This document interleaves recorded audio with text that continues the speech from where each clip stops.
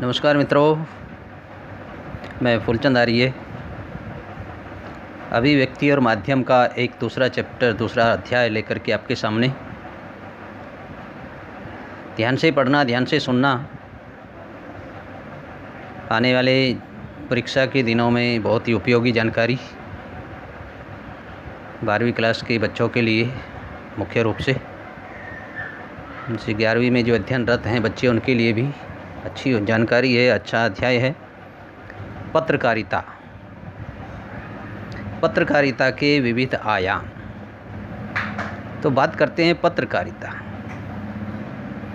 ऐसी सूचनाओं का संकलन एवं संपादन करके आम पाठकों तक पहुंचाना, जिनमें अधिक से अधिक लोगों की रुचि हो तथा जो अधिक से अधिक लोगों को प्रभावित करती हो, पत्रकारिता कहलाता है।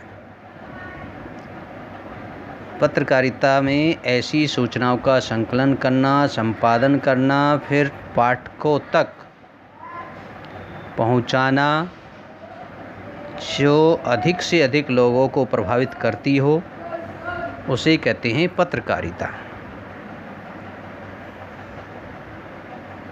पत्रकारिता में बात करते हैं, सबसे पहले आता है समाचार। समाचार किसी भी ऐसी ताज़ा घटना, विचार या समस्या की रिपोर्ट है जिसमें अधिक से अधिक लोगों की रुचि हो और जिसका अधिक से अधिक लोगों पर प्रभाव पड़ता हो। समाचार किसी भी ऐसी ताज़ा घटना, विचार या समस्या की रिपोर्ट, वो समाचार कहलाती है। समाचार के तत्व। पत्रकारिता की दृष्टि में किसी भी घटना, समस्या व विचार को समाचार का रूप धारण करने के लिए निम्नलिखित तत्व होने आवश्यक हैं। अभी तत्व कौन कौन सी हैं उसके समाचार के? पहला है नवीनता, नयापन, नया समाचार होना चाहिए। हर समय नया समाचार सुनने के आदी होते हैं लोग, नवीनता उसमें होनी चाहिए। निकटता, समाचारों में निकटता, वो निकटता से संबंध हो समाचार का, समाचार जहाँ से लिया हो। प्रभाव, उसका प्रभाव किस पर कैसे कैसे पड़ रहा है। जन रुचि, लोगों की रुचि के अनुसार, लोगों की रुचि है उस समाचार को पढ़ने में, देखने में। संघर्ष भी आता है। बड़े संघर्षपूर्ण तरीके से समाचारों को इकट्ठा किया जाता है, समाचारों को प्रकाशित किया जाता है, प्रसारित किया जाता है। महत्वपूर्ण लोग, किन लोगों से वो समाचार जुड़े हैं, वो महत्वपूर्ण हैं, कैसे हैं। उपयोगी जानकारियाँ, इसमें उपयोगी जानकारी होती है, होनी चाहिए समाचार में, वही समाचार होता है। अनोखापन, कई समाचार बड़े अनोखे तरीके से लिखे जाते हैं, अनोखापन उनमें होता है। तो ये सारे तत्व समाचारों के अंदर होने चाहिए, वही प्रभावी समाचार है और जो सबके लिए प्रभावित करने वाला और लाभदायक समाचार। अब एक बात आती है इनमें, डेडलाइन।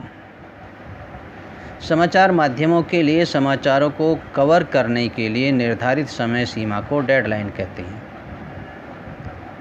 संपादक या हमारे जो संवाददाता हैं, समाचार जो इकट्ठा करते हैं, समाचारों के बारे में जानकारी लाते हैं, रिपोर्ट इकट्ठी करते हैं, उनको एक समय सीमा दी जाती है, इसको कहते हैं डेडलाइन। समाचार माध्यमों के लिए समाचारों को कवर करने के लिए निर्धारित समय सीमा को डेडलाइन कहते हैं। संपादन, प्रकाशन के लिए प्राप्त समाचार सामग्री से उसकी अशुद्धियों को दूर करके पठनीय तथा प्रकाशन योग्य बनाना संपादन कहलाता है। ये महत्वपूर्ण कार्य है और ये हर किताब हो, मैगजीन हो, समाचार पत्र हो, पाक्षिक पत्र हो, कोई भी पत्रिका हो, उसमें संपादन का कार्य बहुत ही महत्वपूर्ण कार्य होता है। ये क्या करता है कि समाचार या कोई भी विषय से संबंधित रिपोर्ट या घटनाएं या जानकारी हमें जो प्राप्त हुई है उसकी अशुद्धियों को दूर करना, उसको पढ़ने योग्य बनाना, फिर प्रकाशन के योग्य बनाना, ये काम संपादन का कहलाता है। तो ये है संपादन।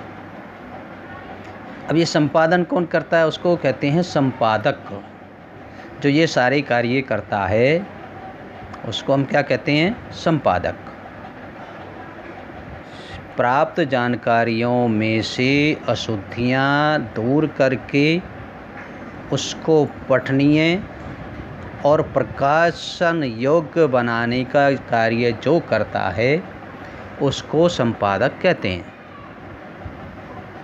अब संपादक का कार्य फिर आता है संपादकीय। संपादक द्वारा किसी प्रमुख घटना या समस्या पर लिखे गए विचारात्मक लेख को, जिसे संबंधित समाचार पत्र की राय भी कहा जाता है, संपादकीय कहलाते हैं। जब हम समाचार पत्र छापते हैं या कोई पत्रिका निकालते हैं, छापते हैं, तो उसमें संपादकीय लेख होता है। अपनी लेखनी से संपादक कुछ लिखता है। तो संपादक द्वारा किसी भी घटना या समस्या पर लिखे गए विचारात्मक लेख या जो समाचार है उससे संबंधित अपनी राय जो वो देता है संपादक, उसको कहते हैं संपादकीय। संपादकीय किसी एक व्यक्ति का विचार या राय न होकर समग्र पत्र समूह की राय होता है। इसलिए संपादकीय में संपादक अथवा लेखक का नाम नहीं लिखा जाता। समाचार पत्रों में जब संपादकीय लेख छपता है तो वहाँ संपादक का नाम या लेखक का नाम नहीं लिखा जाता है। क्यों? क्योंकि ये किसी एक व्यक्ति के विचार नहीं हो सकते, उसमें कई लोगों की राय हो सकती है, उनकी सलाह लेकर के, और समग्र पत्र समूह, समाचार पत्र को छापने के लिए बहुत बड़ा समूह कार्य करता है, तो उन सब की राय, उन सब की सलाह उसमें हो सकती है। इसलिए संपादकीय लेख में संपादक अथवा लेखक का नाम नहीं लिखा जाता। तो ये था संपादकीय। इसके बाद आता है पत्रकारिता के प्रमुख प्रकार। पत्रकारिता कई प्रकार की होती है। देखिए, बहुत महत्वपूर्ण जानकारी है बच्चों, दोस्तों, ध्यान से सुनना, ध्यान से पढ़ना इसको। इनमें से क्वेश्चन पूछे जाते हैं, पेपरों में प्रश्न पूछे जाते हैं इसमें से, इसलिए मैं आप कह रहा हूँ कि ध्यान से इसको सुने। खोजी पत्रकारिता, जिसमें आम तौर पर सार्वजनिक महत्व के मामले जैसे भ्रष्टाचार, अनियमितताओं और गड़बड़ियों की गहराई से छानबीन कर सामने लाने की कोशिश की जाती है। स्टिंग ऑपरेशन खोजी पत्रकारिता का ही एक नया रूप है। तो इसको कहते हैं खोजी पत्रकारिता। स्टिंग ऑपरेशन अब आजकल इसका नाम है।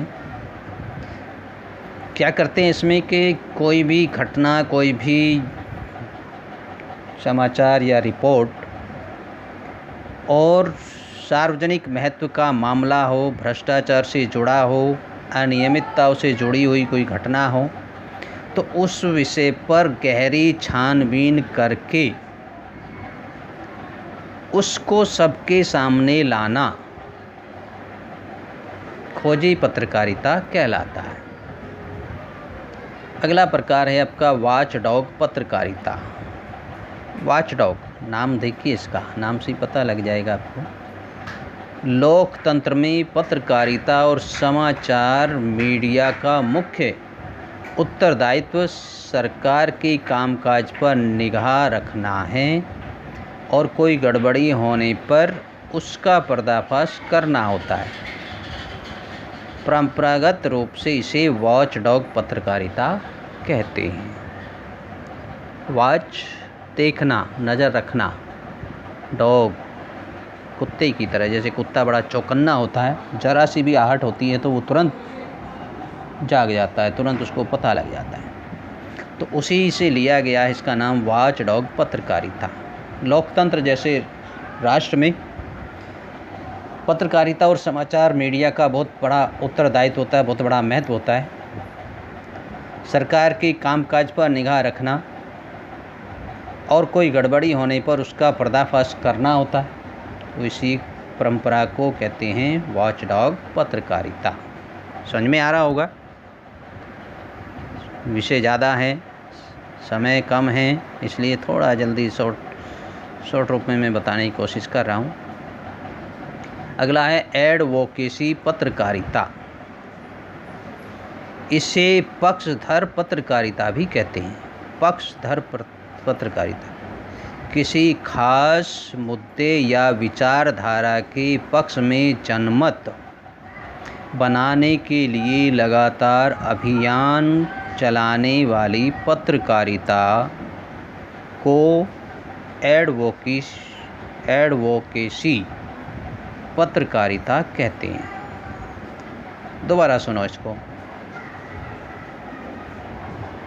इसे पक्षधर पत्रकारिता भी कहते हैं।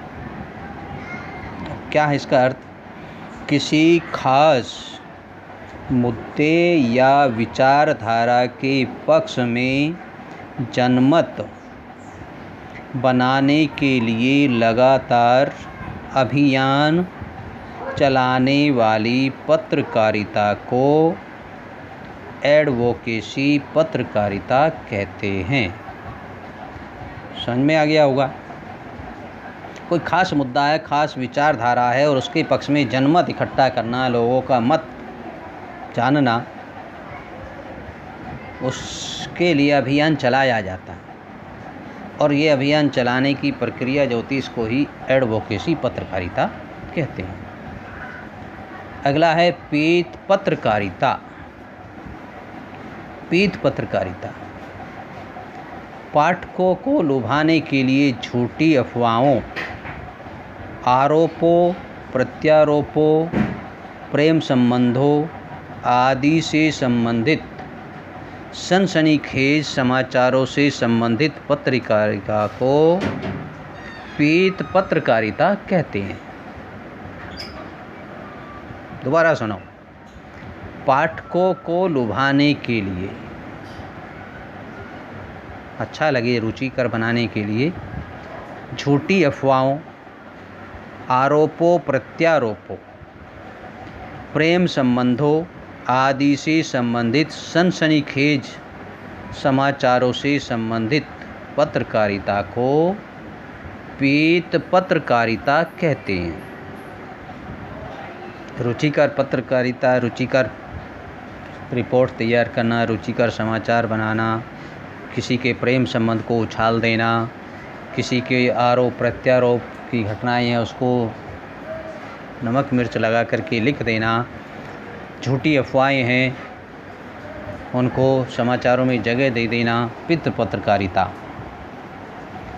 अगला है पेज 3 पत्रकारिता। देखिए पेज 3 पत्रकारिता ऐसी पत्रकारिता जिसमें फैशन, अमीरों की पार्टियों, महफिलों और जाने माने लोगों के निजी जीवन के बारे में बताया जाता है,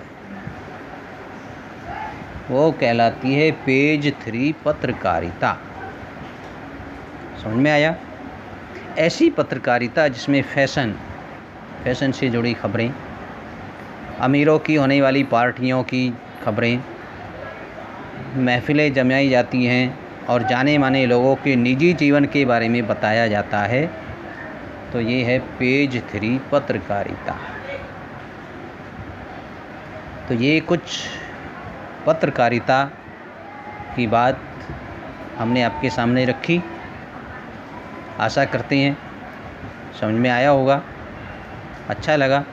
दोबारा पढ़िए, सुनिए, एक बार नहीं दोबारा पढ़ें, फिर नहीं आता समझ में फिर दोबारा देखें, दोस्तों को भी बताएं, पढ़ाएं, समझाएं और मेरे इस चैनल को अधिक से अधिक सब्सक्राइब करने की कोशिश करते रहें।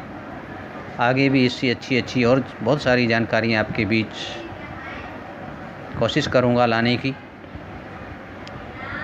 इसी के साथ आप सबका धन्यवाद।